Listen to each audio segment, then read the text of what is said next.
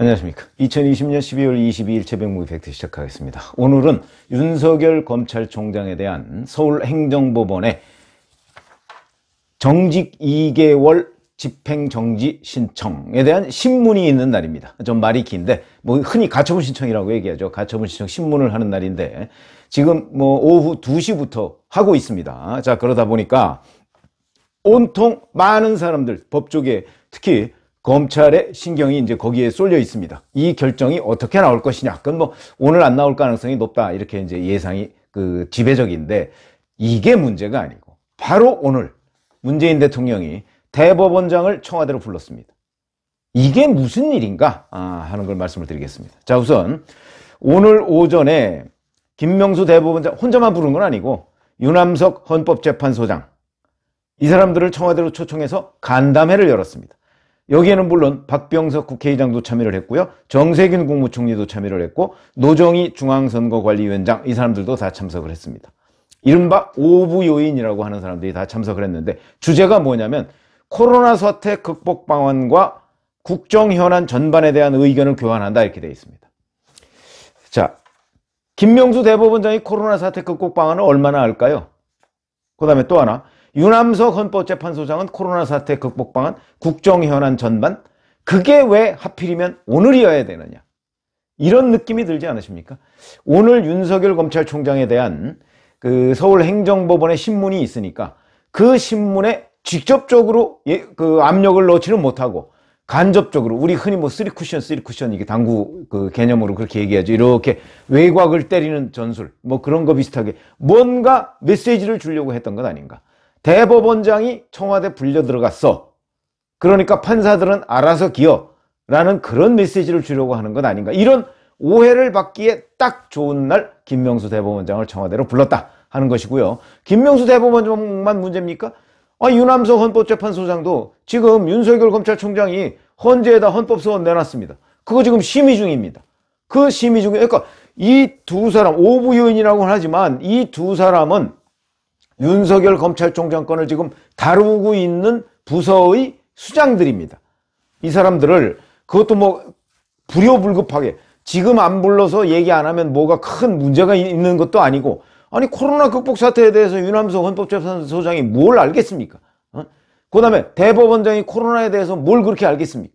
근데 그런 사람을 하필이면 윤석열 검찰총장 신문을 하는 날 청와대로 불렀다. 이게 뭘 의미하느냐. 그건 굳이 얘기하지 않아도 충분히 알 수 있는 내용인데 행정법원 행정 12부지역 홍순옥 부장판사 지금 심의 중이고요. 신문을 하고 있는 중입니다. 자, 그런데 우선 문재인 대통령은 윤석열 검찰총장 정직 2개월을 법무부 검사징계위원회에서 결정을 한 그거에 대한 최종 집행권자입니다. 검사징계법에 보면 검사징계위원회가 결정을 하면 그거에 대한 집행은 대통령이 하도록 되어 있습니다. 그래서 사실은 이게 이제 여당과 법무부에서 계속해서 무슨 주장을 펴고 있느냐면 지금도 사실 그런 주장을 펴고 있을 것으로 보이는데 이건 대통령이 최종 제거한 것이다. 그러니까 윤석열 검찰총장이 여기에 대해서 불응하면 이건 국정 혼란을 부르는 것이다.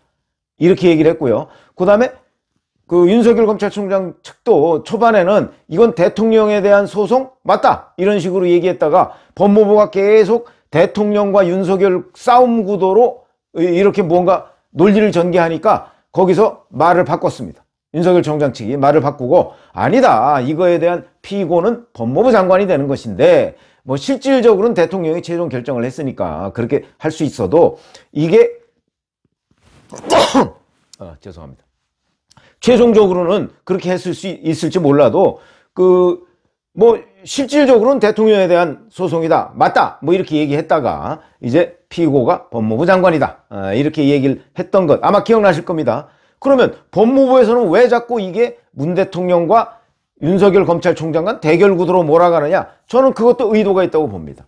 왜 그러냐? 그거는 바로 대통령에 맞서는 검찰총장 이런 구도를 만들어서 윤석열 검찰총장에 대해서 저 사람 아무리 그래도 지나친 건 아니야. 자기 인사권자한테 대드는 거야.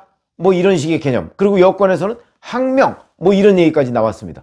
그러다 보니까 자꾸 여권에서 또는 법무부에서 문재인 대통령과 검찰총장 간의 대결 구도 쪽으로 이 프레임을 짜서 얘기를 하고 있으니까 그게 윤석열 검찰총장 측에서는 부담이 되는 거죠. 그래서 이제 말을 바꿨는데 이번에는 대통령이 직접 나섰습니다. 자, 김명수 대법원장 들어와. 이렇게 된 거 아니겠습니까? 헌법재판소장 지금 윤석열 검찰총장이 낸 헌법소원 심사하고 있고요. 그 다음에 문 대통령은 최종 윤석열 정직 2개월 이 집행권자고. 그렇게 돼서 이게 이제 대통령, 마치 지금 이제 행정법원의 판사가 이 대통령에 대해서 가처분 신청을 인용하면, 받아들이면, 그러면 윤석열 총장 복귀할 거 아니겠습니까? 그럴 경우에는 이게 대통령의 인사권에 대한 침해다.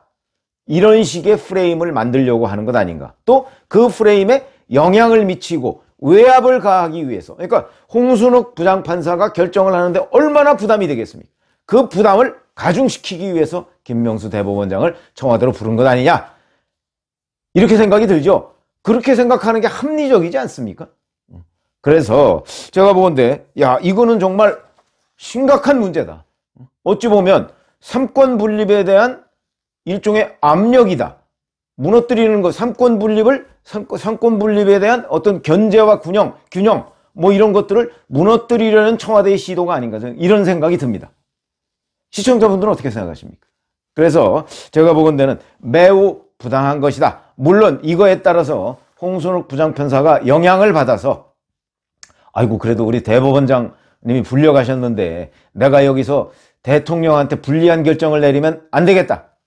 이렇게 판단을 할지, 아니면 거기에 무슨 영향을 받을지, 뭐 이거는 이제 홍순욱 부장판사의 몫이죠. 근데 뭐 지금까지 홍순욱 부장판사는 뭐 여러 이런저런 법조계 사람들 얘기에 따르면 법리에 따라서 결정을 하는 사람이다. 뭐 이런 식으로 지금 평가는 나 있습니다. 그러나 이게 어차피 대통령을 상대로 한 이런 소송은요, 검찰총장이 대통령의 최종 재가가 난 이 사항에 대해서까지 이렇게 가처분 신청한 전례가 없습니다. 그렇기 때문에 예측도 어렵습니다. 그런데도 불구하고 청와대가 대법원장을 불렀다. 그것도 하필이면 오늘 하면 이제 오늘 2시부터 지금 하고 있으니까 이 하고 있는 거에 따라서 이제 뭐 대략 뭐 지난번에도 직무정지에 대한 가처분 신청이 대략 한 1시간 조금 넘어서 끝났습니다. 끝나고 이제 그때부터는 판사의 고민의 시간이 걸리는 건데 그 고민의 시간 동안 여러 가지 생각이 들지 않겠습니까? 자, 이걸 내가 어떻게 할 것인가? 그리고 이건 어차피 본안소송은 내년 7월 24일 윤석열 검찰총장 임기 끝날 때까지 나오지 않습니다. 왜 그러냐면 과거에 정현주 전 KBS 사장의 해임 취소 소송, 이것도 1년 3개월 걸렸고요. 이런 경우 대개 몇 달 내에 끝나지 않습니다. 본안소송은. 그렇기 때문에 이 본안소송이 윤석열 검찰총장 임기 끝날 때까지 절대 나오지 않을 것이다. 그렇다면 가처분 신청이 사실상 전부인데 이 부분이 거기에 대해서 압력, 외압을 넣기 위해서 지금 김명수 대법원장을 부른 것 아니냐 하는 생각을 지울 수가 없는 것이고, 하필이면 또 내일 조국 전 장관 부인 정경심 교수에 대한 1심 선고가 잡힌 날입니다. 물론 그거야 뭐 이미 판결문 다 써놨겠지만 어쨌든 간에 그 날짜로 봐도 부적절하고, 특히 이 신문은 지금 현재 신문한 결과를 보고 그때부터 이제 홍순욱 판사의 그 고민이 시작될 텐데 대법원장이 지금 바로 그날 청와대로 불려갔다. 이런 거를 이 홍순욱 부장판사가 어떤 느낌으로 받아들일까? 그래서 사실은 뭐 몇몇 그 판사 출신들 뭐 이런 사람들한테 그 해보니까 이거는 정말 부적절하다 하는 얘기가 뭐 태반입니다. 부적절. 대통령이 이런 행동, 아니 코로나 사태 내일 만나서 논의하면 안 됩니까? 그리고 코로나 사태를 왜 이 사람하고 논의합니까? 이 사람들하고. 코로나 사태는 보건복지부 장관하고 논의하든가, 안 되면 저 의사협회장이나 뭐 병원 무슨 협회장이나 뭐 이런 사람들하고 코로나 사태 극복 방안을 논의하든가 그러는 것이지, 왜 대법원장, 헌법재판소장 이런 사람들하고 코로나 사태 극복 방안과 국정 현안을 하필이면 윤석열 검찰총장 그 가처분 신청 신문하는 날 하느냐? 전문가도 아니고. 그렇기 때문에 이게 오해를 받아 마땅하다 하는 얘기고요. 그렇지 않아도 오늘도 문재인 대통령 그 아들 문준용 씨 서울문화재단으로부터 뭐 1,400만 원의 지원금을 받아서 전시회 하는 거, 그것도 내일 끝납니다. 그 전시회 하는 게 과연 이게 염치가 있느냐, 이 사람들이. 제가 아침 방송에서도 그랬습니다만은 결국 이게 오얏나무 밑에서 가끈을 맨 것 아니냐. 그때 오얏을 따려고 그랬던 것 아니냐 하고 사람들이 지적을 할 때 과연 거기에 대해서 어떤 설명을 할 수가 있을 것인가. 그리고 그 설명이 국민들한테 납득이 될 것인가 하는 문제를 제가 제기를 했었는데 이거야말로 바로 그런 것이죠. 그러면 이게 의도된 것이냐 의도되지 않은 것이냐. 그거야 알 수가 없는 건데 그러나 어찌됐든 간에 누가 봐도 이거는 적절한 것으로 보이지는 않는다. 오히려 아마 여론조사를 해보면요. 이 윤석열 검찰총장 그 가처분신청에 영향을 미치려고 오늘 청와대로 김명수 대법원장을 불렀다. 여기에 대해서 어떻게 생각하느냐? 라고 하면 제가 말씀드린 바로 이런 내용에 대해서 그렇게 보이는데? 라고 판단하는 국민들이 저는 훨씬 더 많을 거라고 생각합니다. 왜 하필이면 오늘이냐? 이런 부분이죠.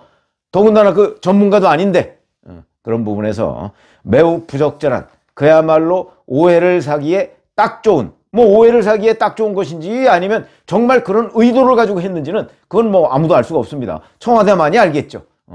그러나 이 부분에 관해서 우리는 의문을 제기하지 않을 수 없고 이 부분에 관해서 의문을 제기하지 않는다면 그건 어찌 보면 기자도 아닙니다.